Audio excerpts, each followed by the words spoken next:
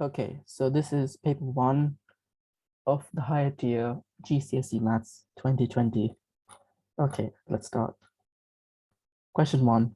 You've been given 5 terms of an arithmetic sequence, and you are asked to work out the nth term. So you can see the common difference is 3. So I'm going to write common difference is 3 between all the numbers. So we would have 3n, and if n is 1, then you have 3, and if you want 1 from 3, you would subtract 2. So your nth term is 3n minus 2. Question 1 done. Show that 2 and 1/3 multiplied by 3 and 3/4 equals 8 and 3/4. So I'm going to write this as 7/3 multiplied by 15/4. And I can cancel out 3 and the 15. So we have 7 times 5/4, which is 35/4. Now we know that 32/4 is 8. So 8 and 4, that's 32. And 35 minus 32 is 3. So 8 and 3/4. Now, question 3. The diagram shows us 4 graphs: graph A, graph B, graph C, and graph D. Each of the equations in the table is the equation for one of the graphs. So complete the table. Y equals minus x cubed. X cubed is graph C. So the opposite, their fraction in the x-axis is graph B. So that's graph B. X squared, we've seen this 1,000 times before, probably. It's graph D. And therefore, 1 of x, graph A. Question 4. The diagram shows 4 triangles. 2 of them are congruent. Write down the letters of the 2 triangles. 45 degrees, 45 degrees, 10 centimeters, 10 centimeters. So it's A and D. And that's question 4 done. Question 5. Sean pays £10 for 24 chocolate bars. He sells all 24 chocolate bars for 50p each. Work out Sean's percentage profit. Now, if he sells them for 50p each, how much does he make? That's the first part we have to work out. And he obviously makes £12. Now this is revenue. I'm going to write it as rev. I'll just write it for revenue. Now his profit is the revenue minus the cost. So in our case, it's £2. And as a percentage of how much he paid for it, 24 bars, it's 2/10 times 100, which is 20%. Question 5 done. Question 6. ADC is a triangle. AED and ABC are straight lines, as you can see. EB is parallel to DC, as annotated. Angle EBC is 148 degrees. Angle ADC is 63 degrees. Work out the size of the angle EAB. You must give a reason for each stage of your working. Okay, cool. Now, what I'm going to do first is work out the angle ABE. So I'm going to write this out as angle ABE. And what is angle ADE? Let me write this so you can see it properly. ADE. And what is this? What's the value of angle ABE? Well, it's 180 minus 148, which is 32 degrees. So this is 32 degrees. And the reason is angles in a straight line. So angles in a straight line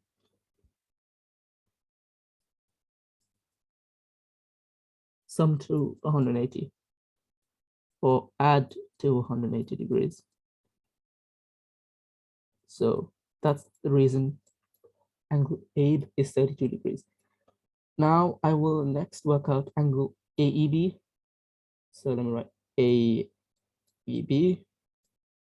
And this, now let's think about what AEB is. AEB is this angle, and you can see that it's co-interior to angle EDC, or rather ADC, angle ADC. So we can also say that this is 63 degrees because co-interior angles are equal. So now once you've worked out what angle AEB is, and we've worked out what ABE is, we can work out what angle EAB is by simply doing 180 minus 63 plus 32,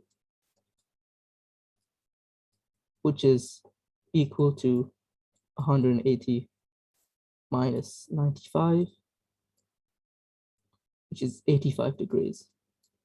And the reason that we've done this final step is angles in a triangle sum to 180 degrees. I'm just going to draw a triangle sum to 180 degrees. And that is how we'll finish question 6. Now question 7, the table shows information about heights in centimeters of a group of near-9 girls. This stem and leaf diagram shows information about the heights in centimeters of a group of 15 near-9 boys. Compare the distribution of heights of girls with the distribution of heights of the boys. So first we can compare the range. For the girls, the range is, I'm going to write it as R, the range is 20. And for the boys, R, the range is 24. Because it's 182 minus 158. So the first comparison we can make is that the range for the boys is greater than the range of the girls. That's comparison 1. Comparison 2, I guess we can make about the median. And we are given the median for the girls, so we have to work out the median for the boys just looking at the stem leaf diagram. So if you look at the stem leaf diagram, we have 15 near-9 boys. So it's value between the 7th and 8th. So that's 168 centimeters, which again is greater than the median of the girls, which is 165. So median for the boys, which is 168, is greater than the median of the girls. And the third and final thing, what we can conclude from this is probably something to do with the context of the height. It's a good statement to make. We can say that because the range of the boys is greater, there's more spread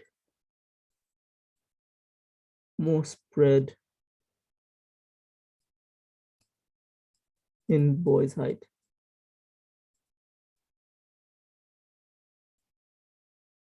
Or boys' heights rather. Right, and this is question 7 completed. Now question 8, the diagram shows a prison placed on a horizontal floor. The prison has a height of 3 meters, the volume of the prison is 18 meters cubed. Pressure on the floor due to the prison is 75 newtons per meter squared. Work out the force. Now they've given us the formula for pressure, and you can rearrange for force. So force therefore equals to pressure times area. Now we need to know what the area is. So we just do 18 divided by 3, which is 6. And we know what the pressure is. So we can do 6 multiplied by 75 to get 450. My 5 is looking at S's, but this is 450. 450 newtons. Question 8 done. Question 9. Write these numbers in order of size, starting with the smallest. So I'm going to rewrite each of these in expanded form. So this is clearly 672,000. This is 0.00672. This one over here, 672,000. Let me write this bigger. This is 0.00672. And this is 672,000. 0. And the last one is already simplified for us. And we can still clearly see that this one is the smallest. So 0.000672. And then the second smallest is 67.2 times 10 to the minus 4. Then we have the second biggest, which is 672,000, or as they've written, 6.72 times 10 to the 5. And finally, the biggest, 672 times 10 to the 4.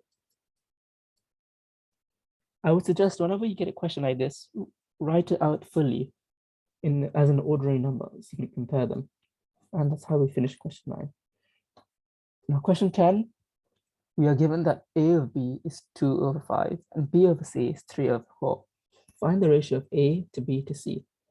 Okay, so what I'm going to do is label and write down the information. 2 is to 5 and B is to C is 3 is to 4. Now, because B is common, we can work with the two numbers we have and work out the lowest common multiple. So we can rewrite these ratios with B between them being common. So the lowest common multiple of 5 and 3 is 15. So you can write this. And in this case, on the left-hand side, to get to 15 from 5, you're multiplying by 3. So you can multiply the 2 by 3 and we get 6. And for B and C, to get to 15 from 3, you multiply by 5. So you multiply our C, which is 4, by 5, and you get 20. Now we have the ratio clearly as 6 is to 15 is to 20. In any case, where we're given two sets of ratios and one number is common, always work out the lowest common multiple and then multiply the left-hand side and the right-hand side. And you will get your answer. That's question 10 done. Question 11, work out the value of this. Now I'm going to write this as two separate parts. So the fourth root of 81 multiplied by the fourth root of 10 to the 8. Now the fourth root of 81 is the same as the square root of 9. And this is 10 to the power of 8. And remember, fourth root is just the same as something to the power of a quarter. So this is what we're working with. So this is 3 times 10 squared, which is 300. Part B, find the value of 64 to the power of negative a half. 64 to the power of negative half is the same as 1 over 64 to the power of half, which is 1 over root 64, which is 1 over 8. Part C, write 3 to the power of n over 9 to the power of n minus 1 as a power of 3. So everything is terms of powers of 3. So the numerator will stay the same. We'll have 3 to the n. Denominator, the 9 is written as 3 squared and n minus 1 outside the brackets. So we can simplify this again as 3 to the n over 3 to the power of. Now when we're working with something in bracket which is a power and outside there's another power, we multiply the powers. So we multiply the 2 by n minus 1. So we have 2n minus 2. And now this is a simple indices rule of a to the power of n over a to the power of m is equal to a to the power of n minus m. So similarly for this question, we will write it as 3 to the power of n minus 2n minus 2. Now the negative 2 and the negative outside the brackets cancels out, so you have positive 2 and n minus 2n is minus n. So answer B, 3 to the power of 2 minus n. And that's how we finish question 11. Question 12. The table gives information about weekly wages of 80 people. Complete the cumulative frequency table. So we start off with 5 at the start, then we add 10, we get 15. Then we add the 20, we get 35. And we add a 20 again, we get 55. Add a 15, we get 70. And then we add 10 to get 80. Part B. On the grid opposite, draw a cumulative frequency graph. Okay, so we had for 250, we're at 5. Then suddenly we are at 15 at point 300. I believe at 300, we're at 15.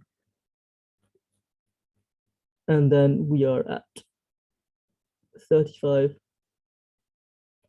which is somewhere over here, 35. Then we are at 55. And after 55, we're at 70. And then at 80. So we can draw the graph.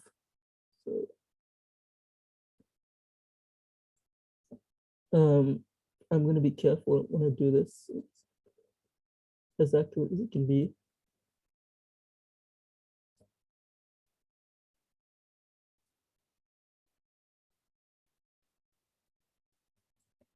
It's not very good, to be honest. Let me start again. Start from the bottom. Oh, start from the bottom. No, I'm trying to get through the point.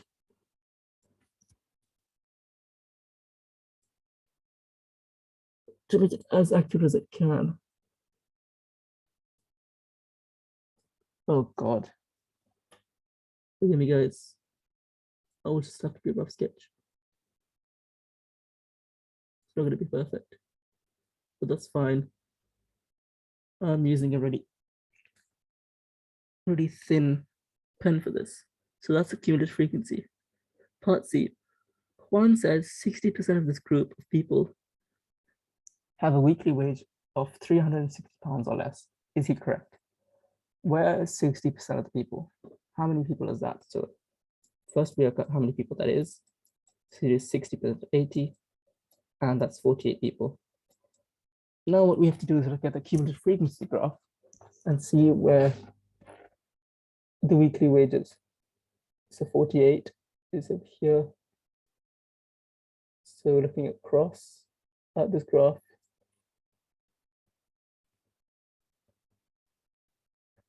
we can see that it's above 360. So it's somewhere around here. And so we would say no, because if we read off the value, it's around 380, because it's 380, and that's greater than 360. And that's how we would do question 12. Question 13, liquid A and liquid B are mixed together to make liquid C. Liquid A has a density of 70 kilograms of meter cubed, and liquid A has a mass of 1,001 kilos. Liquid B has a density of 280 kilograms per meter cubed and a volume of 30 meter cubed. Work out the density of liquid C. So D, which density is mass of volume. And we know they're being mixed, liquid A and B being mixed to make liquid C. So the density of liquid C, all right, D subscript C, is the mass of A plus the mass of B over the volume of A plus the volume of B. So we are given the density and mass of liquid A, so we can work out the volume of A. And because density is mass of volume, volume is equal to mass over density. So we have 1,400 divided by 70, which is 20 meter cubed. And for liquid B, we are given the density and volume, so we can work out the mass. So mass of B is 280 multiplied by 30, which is 8,400.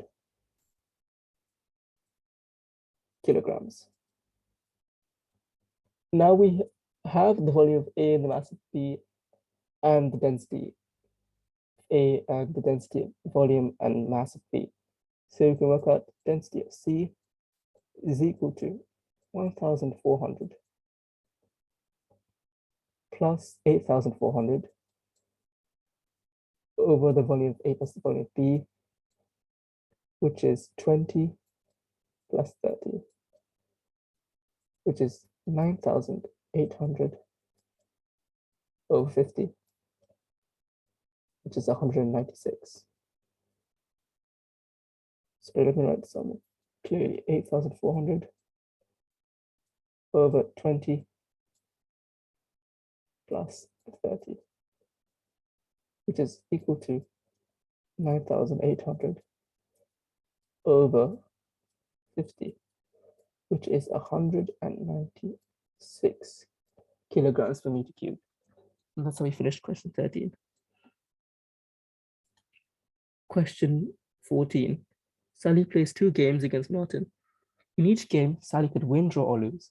In each game, the probability that she will win against Martin is 0.3, and the probability that she will draw against him is 0.1. Work out the probability that Sally will win exactly one of these 2 games. Okay. So I'm quickly just going to find out the probability that she loses. And the probability that she loses is 1 minus 0.3 plus 0.1, which is 1 minus 0.4, which is 0.6.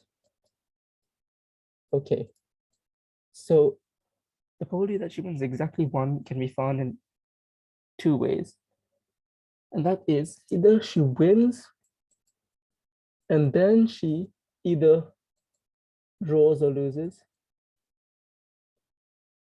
or she could first either draw or lose and then win. And because the probabilities are the same, the value of this probability is equal to this value of this probability. So let's work out the probability that she wins and then draws or loses. So the probability that she draws or loses is P, D, or L. So we add the probabilities together. So we will get 0.6 plus 0.1, which is 0.7. So probability that she wins and then draws or loses is given by 0.3 times 0.7, which is 0.21. And then because it's the same as this, multiplied by 2 to get 0.42.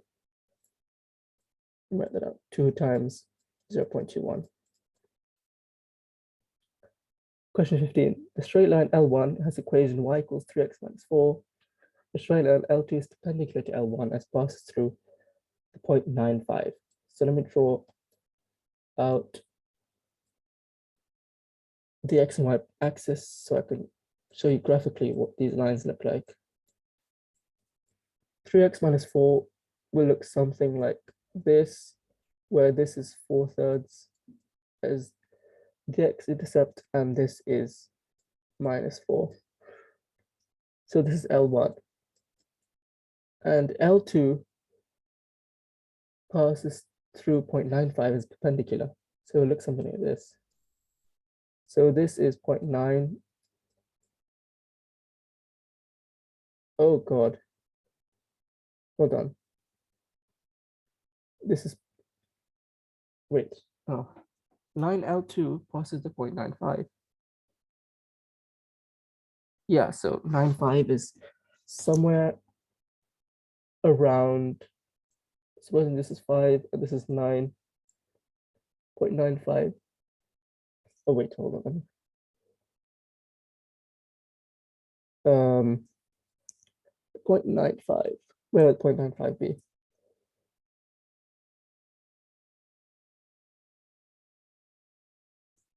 Actually, let me not even bother.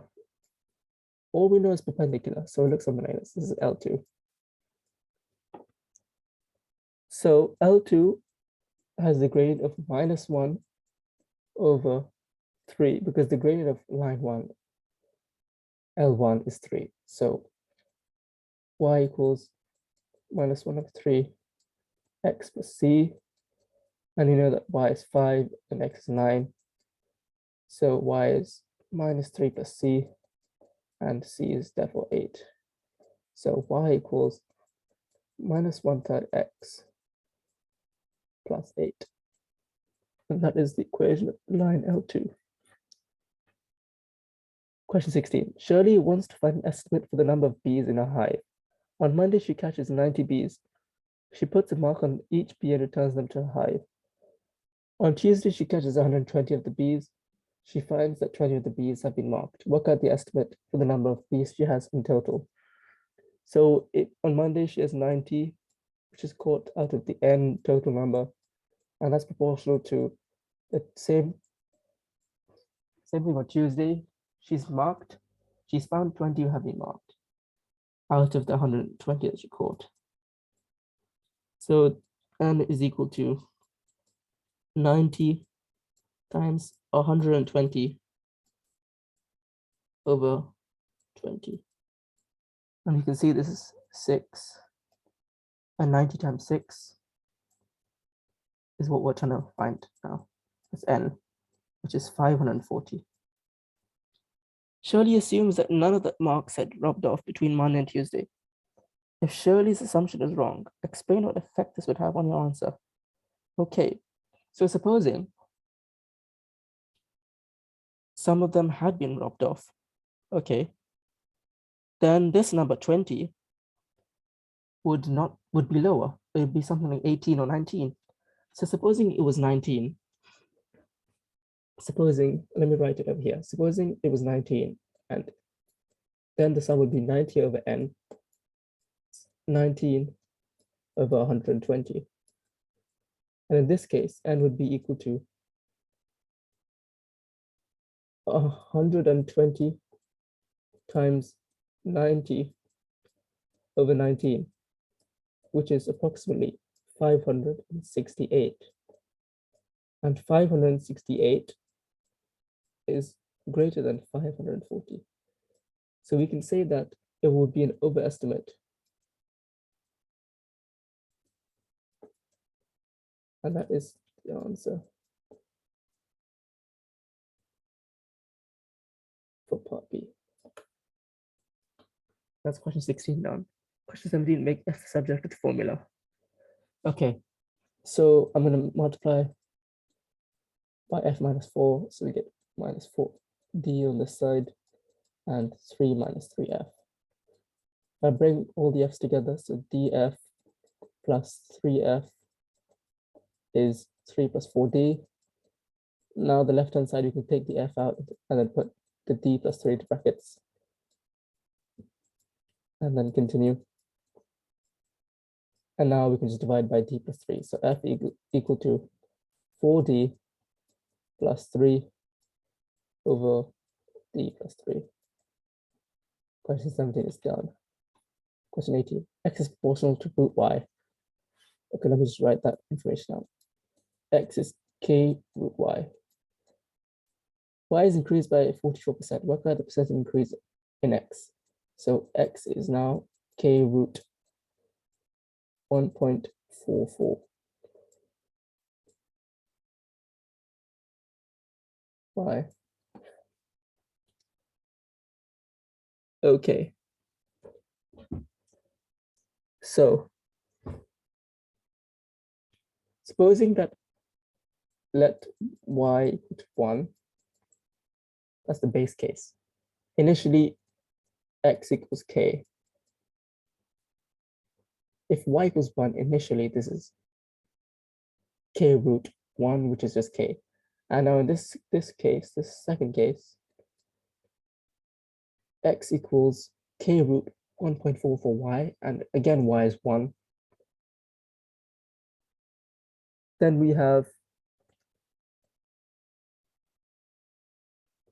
k root 1.44, which is 1.2k. So we can clearly see that it's 1.2k minus k over k times 100, which is 0.2k over k times 100. So there's a 20% increase. F and g are functions such that f of x is this and g of x is given by this. Find g of 5, we just substitute 5 in. So we have 2 open brackets, 5 plus 1, the whole thing multiplied by 3. So this is 3 times 11, which is 33. Find g of f of 9. So we put 9 into f of x, so we have 12 over root 9, which is 4.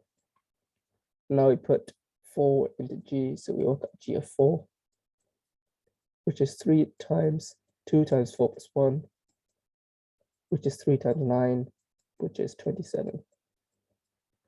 Find g inverse of 6. G inverse of x we can work out because g of x is 6x plus 3. So g inverse of x is x minus 3 over 6. So if we substitute x equals 6, we will get a half. Because 6 minus 3 over 6 is 3 over 6. And that is how we finish question 19. Question 20, show that root 180 minus 2 root 5 over 5 root 5 minus 5 can be written in the form a plus root 5 over b. So we have 6 root 5 actually, minus 2 root 5 over 5 root 5 minus 5. And now obviously we can simplify the top to 4 root 5. And the bottom is still 5 root 5 minus 5. But now what I'm going to do is multiply the top and the bottom by the conjugate, rational conjugate of 5 root 5 minus 5, which is 5 root 5 plus 5. So we have 5 root 5 plus 5 multiplied by the top and the bottom. Now we can see to simplify the bottom, it's a difference of 2 squares. So we will have 5 root 5 squared, which is 125, minus 5 squared, which is 25, as the denominator. And on the top, we have 100 minus 20 root 5. And we simplify this again, we get 100 minus 20 root 5 over 100. Sorry, plus 20 root 5 over 100. And this is 1 plus root 5 over 5. So just to make it clear, we're saying a is 1, b is 5. And that is how we do question 20. Question 21, DEF is a triangle. P is the midpoint of FD, Q is the midpoint of DE, FD is A, FE equals B.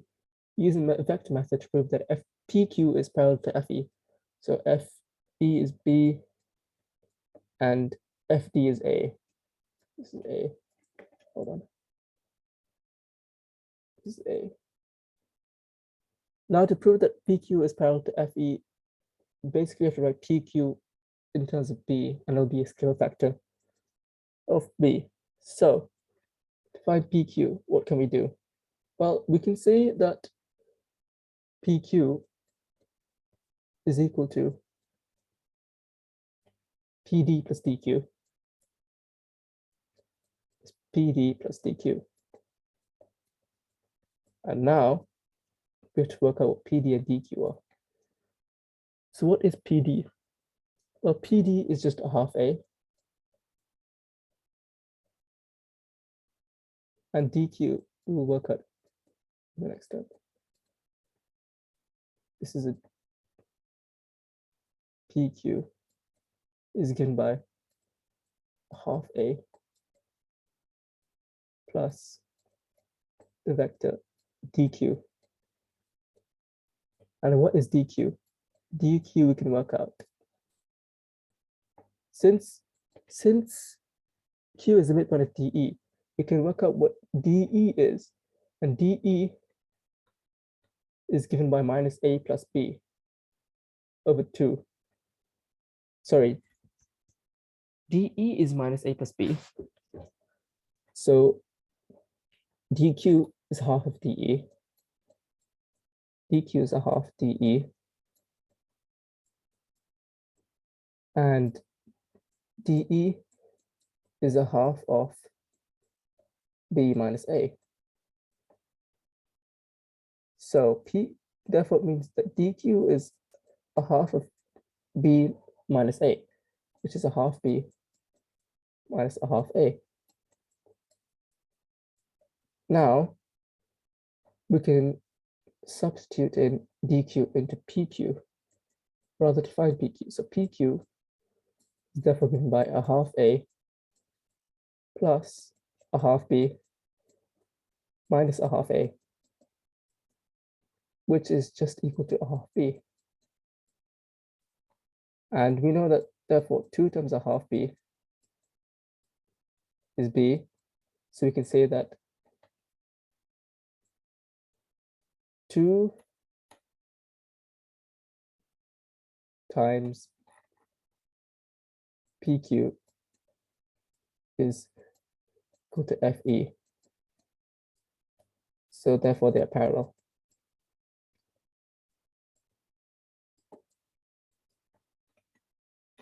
And that's question 21 finished. Question 22. We are given two shapes, A and B. Shape A is formed by removing a sector of a circle with radius 3x minus 1 from a sector of a circle with radius 5x minus 1. Shape B is a circle of diameter 2 minus 2x centimeters. The area of shape A is equal to the area of shape B. Find the value of x. Now, straight away, you can say that the radius of B is 1 minus x because we're given the diameter. And therefore, the area of B is pi times 1 minus x squared. Well, pi times 1 minus x, that squared.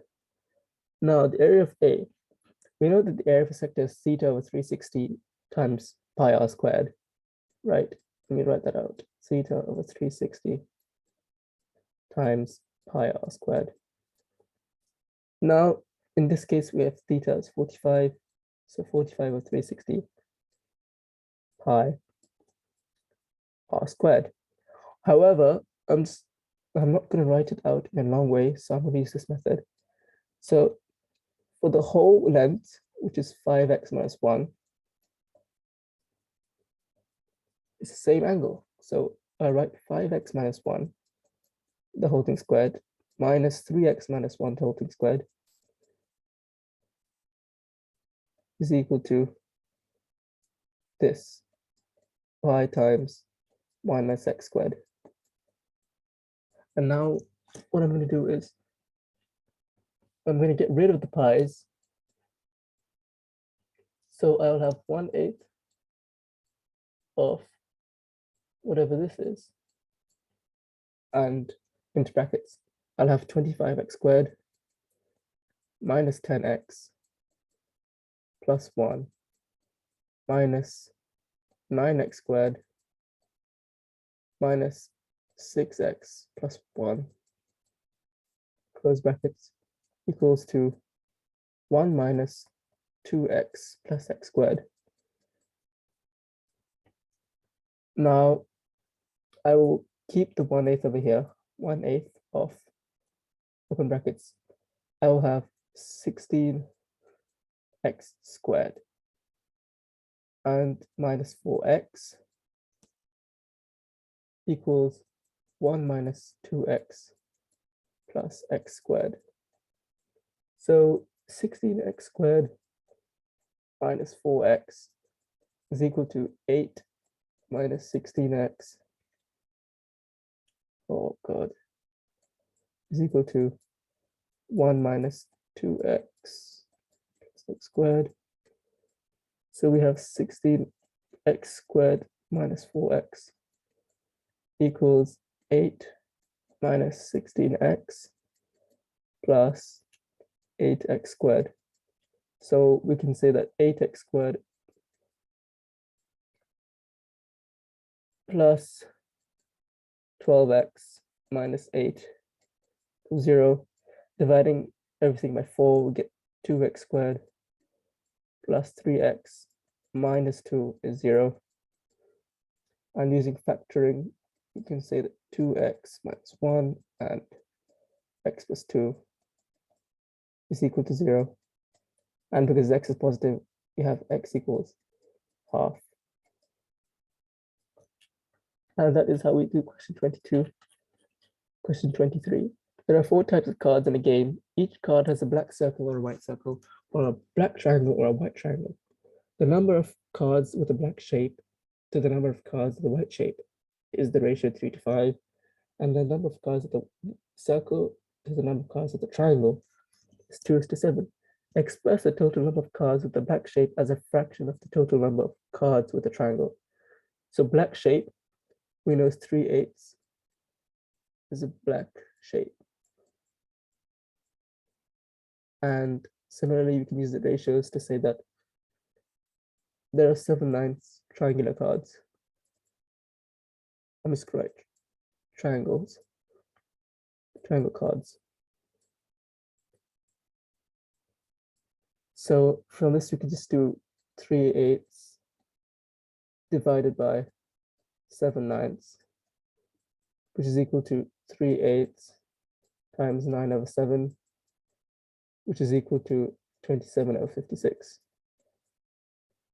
Or we could do another way, or we could say that supposing there's 72 cards, right? We can say there's 72 cards. That's the least number of cards it can be.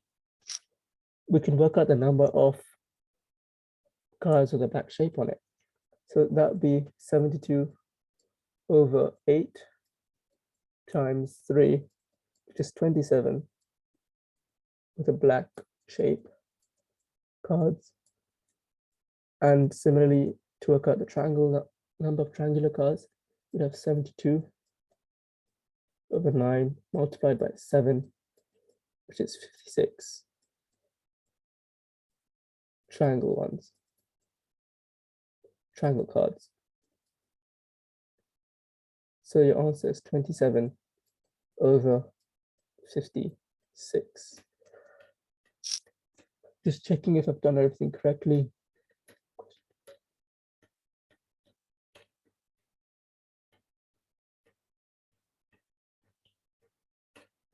I don't think there's anything else to say really. In terms of difficulty, I don't think it was that bad. And yeah, I will go over paper 2 tomorrow.